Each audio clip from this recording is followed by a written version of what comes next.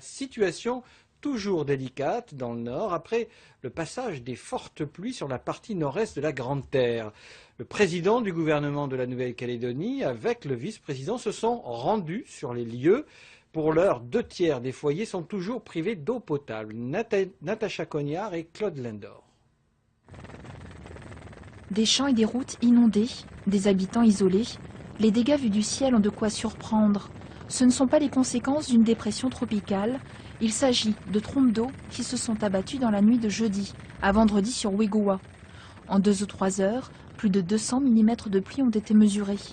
Frédéric Bocahu, qui habite près de la route municipale, a perdu ses 200 pieds de bananier et ses tarots. Le Diaout, il était haut, et ici, il n'y avait pas d'eau encore. Dans il était haut, le Diaout.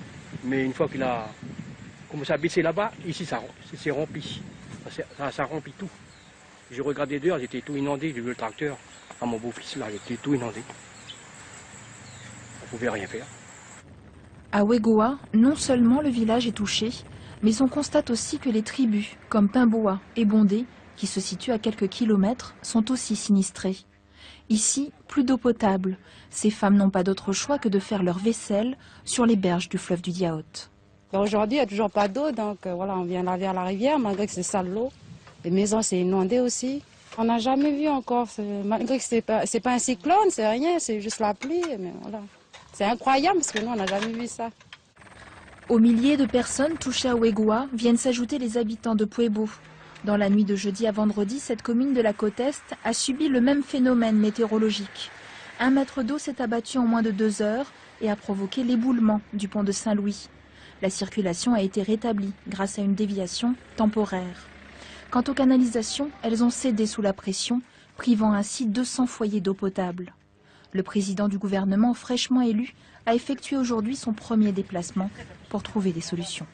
Il était important de venir assister, d'abord constater les dégâts, ensuite rassurer les populations, délivrer un message avec le vice-président, le représentant du président de la province Nord et avec les maires des communes, adresser un message aux populations de solidarité et de soutien de la Nouvelle-Calédonie. Dans le Nord, l'heure est au nettoyage. À Wegowa comme à Puebo, les équipes de la sécurité civile doivent rester sur site durant 3 jours, de quoi aider la population.